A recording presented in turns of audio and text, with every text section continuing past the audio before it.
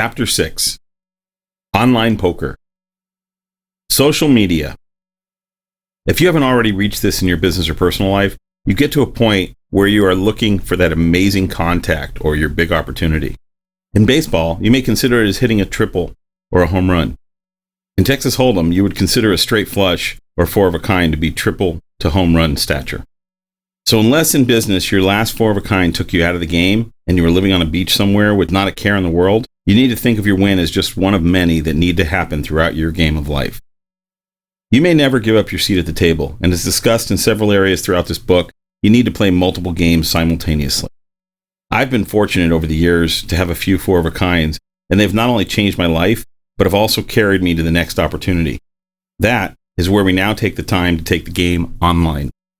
As much as we discuss networking, the handshake, and the interaction, in this day and age, it is very hard to ignore the locally global reach the online world of social media and networking affords us.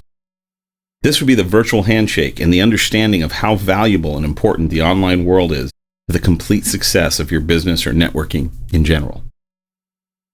How you communicate. How you throw out your intentions isn't just there for your intended audience. It becomes a permanent piece of history. The minute you post something to a forum, a group, or your Facebook, LinkedIn, Twitter, or some other social media, you've created a non-retractable bit of information. Yes, you can take back what you say, but what you said is there for the taking. As large as this world is, you will find that depending on the purpose for your post and where you share it, most likely within a few short degrees, someone you know will see your words. There are two sides they can come from. Either A, great info, thanks for sharing, I'm going to send this around. Or B, can you believe so-and-so said this? You have to keep in mind, never before has the statement, for every action, there is an equal and opposite reaction, been more true. An online experience can be amazing. For the sake of argument, let's focus on your business, your growth, and your thought process. Take a look at a real estate agent. In recent years, real estate agents have really embraced Facebook. Let's think about the premise of Facebook from the consumer's point of view. Many people view it as a way to connect or reconnect with people on a social level. While the intent of Facebook may have started with that plan, the Facebook that we have all come to know as of this writing as a company has become more valuable than Walmart, the largest company in the country, if not the world. Clearly, Facebook is not just for friends to communicate, and the real estate agent, for the most part, has started to realize this. Many build their business brick by brick, either by the city, community, or neighborhood they live in, and have successfully done this for years. In recent years, many real estate agents have embraced Facebook, and they use it as a model to share information within the community.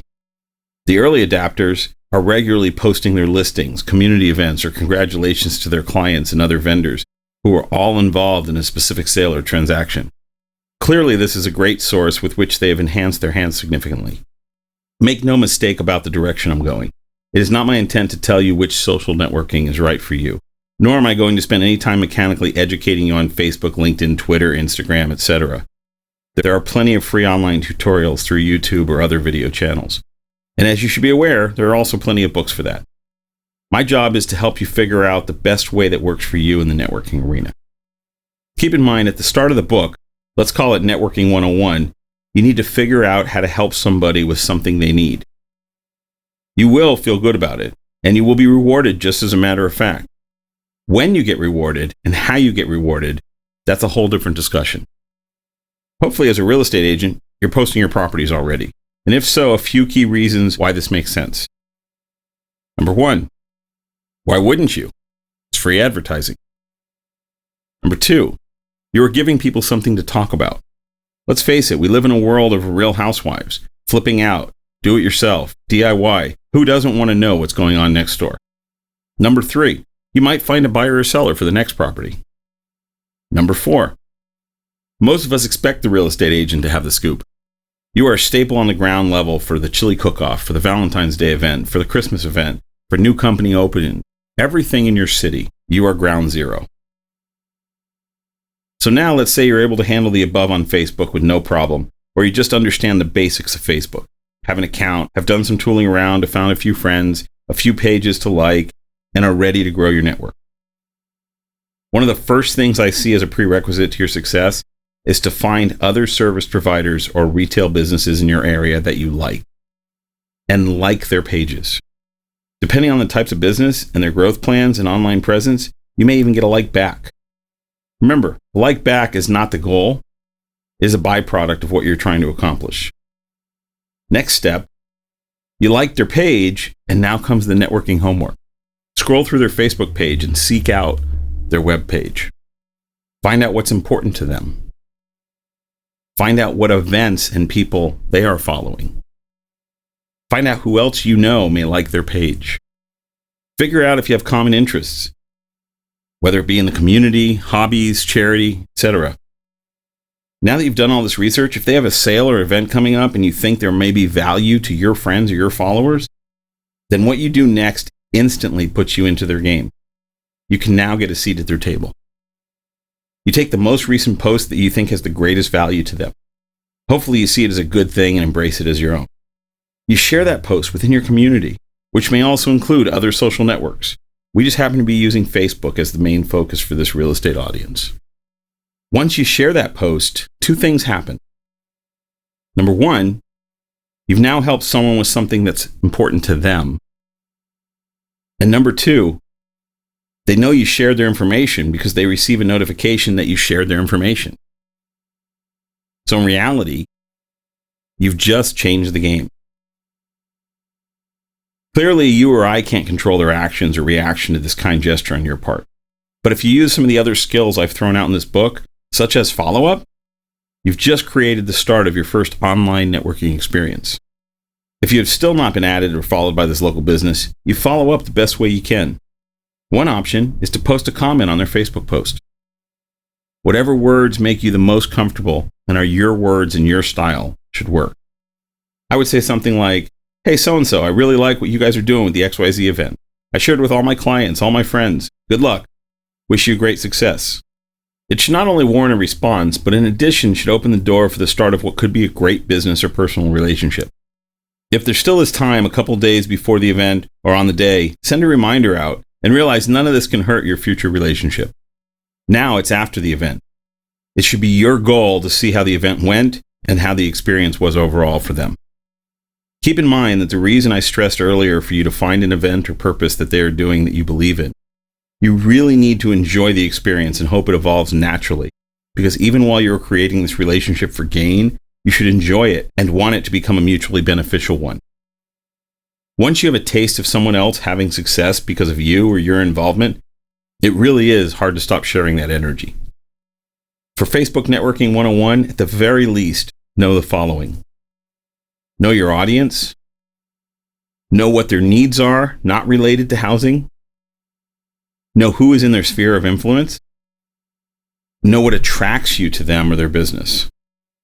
And know what you hope to accomplish besides the direct business transaction. Be honest. It's okay if there isn't one beyond that.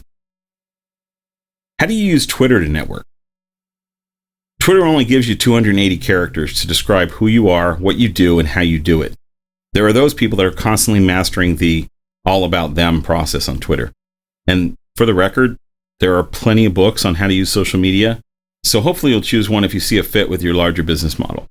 With that said, our discussion about Twitter relates to networking. I've regularly talked about helping others. Twitter is no exception. Informing your followers about others, their greatness, their business specials, and community events makes more sense for you than telling people who you are and how great you are.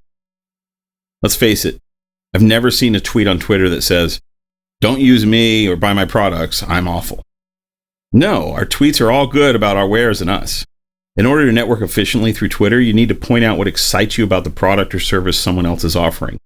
You need to embrace wanting to help them get business or awareness.